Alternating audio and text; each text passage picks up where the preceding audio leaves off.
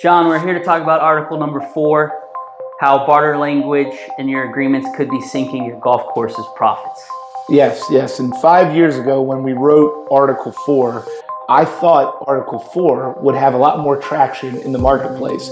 But the reality is, 5 years later, a lot of the same activities are still happening, which are really impacting golf courses and being very detrimental to their bottom line profits. Working with golf courses, you're seeing these different agreements, and there's some nuance to them. Speak a little bit about that and the differences that you see. Well, I think we got to set up exactly what the offerings are, right? So if you're working with GolfNow, for instance, and one of the platforms which GolfNow owns, if you trade 1 tee time a day, you're going to be listed on their distribution platform, right? GolfNow.com.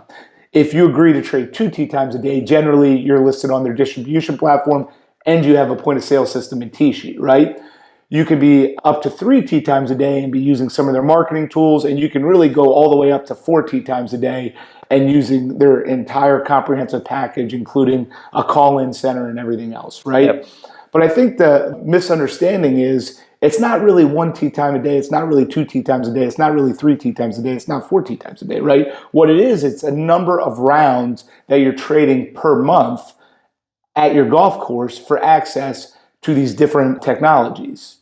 So John, why is trading a number of rounds per month, why is that an issue compared to just trading 1 tee time per day on a given day? Well, in the technology agreements, the golf course owners and operators are agreeing to rollover language, which basically means if GolfNow or EasyLinks doesn't have an opportunity to sell their trade in a particular day, they can list and sell that trade in a future day. So for instance, if it rains on the first day of the month and the golf course gets 0 revenue, GolfNow protects itself that they can sell that trade time on day 2. So it basically ensures they get full liquidation of their trade value by talking about the number of rounds per month as opposed to 1 tee time per day. It's really not 1 tee time per day. It's a number of rounds that you're guaranteeing GolfNow to liquidate for their own benefit when you are in these agreements.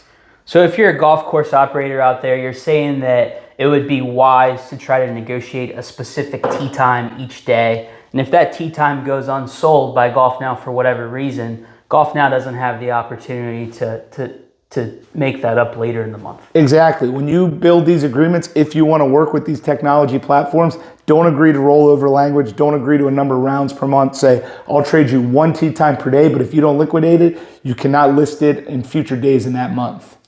Got it. So John, one thing that we see from time to time that I want you to talk a little bit about is when a golf course is actually using a GolfNow booking engine on their course website. And even sometimes we see hot deals and trade times listed on that booking engine.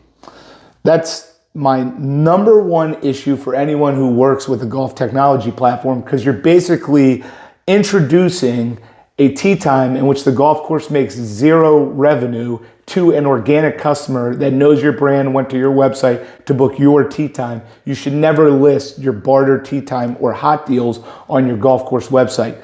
Call GolfNow tomorrow, say, get the hot deals off my course website. You can list them on your aggregate platform, golfnow.com, if you feel like you need to partner with GolfNow, but never list it on your golf course website. You don't want to lose that organic customer, and you don't want to lose that organic customer's revenue.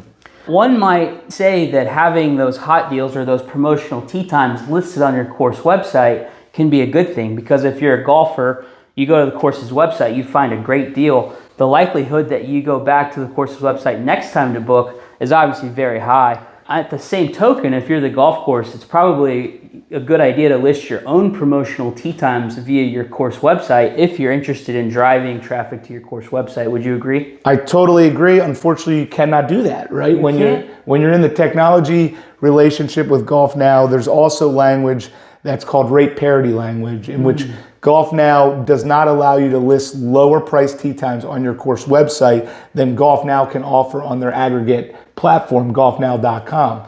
However, that language does not pertain to the barter tee times, the traded tee times. So in effect, what happens is GolfNow begins to own the lowest price in the marketplace, right? So hot deals are listed on golfnow.com. They are not needing to adhere to the rate parity language, so they can liquidate those tee times for whatever price they need to. And what ends up happening over time, as we know, GolfNow becomes synonymous with the lowest price point in the marketplace for golf. And it's all because of rate parity language. So be careful with rate parity language. Be careful with rollover language. Be careful introducing organic customers who go to your website to hot deals in which the golf course makes zero revenue. And, to be honest, I'm shocked. We wrote this article 5 years ago, and the same exact activity is still happening today. It is, yep. But to recap here, I think if a golf course operator is really paying attention to the fine print in these agreements, these subtle tweaks and changes can really lead to more profit for the golf course long term. Absolutely, and it's one of the reasons that, the core principles that GreatLIFE Golf believes in is own your data, right? Own your lowest price, own that direct relationship with the customer, and protect your online revenue when it comes to green and cart fee revenue. 100% of that revenue should come to you. And when you look at the fine print in these agreements, you'll realize that you're really alienating many of those principles when you make these agreements. Makes a lot of sense. Well, John, we're 4 articles in. We got 2 to go. We'll be back in a couple weeks. It's amazing some of the same activities that we were writing about 5 years ago are still happening in today's marketplace, but there's a lot of room for golf courses to build stronger businesses. So 2 more articles to go. Looking forward to it.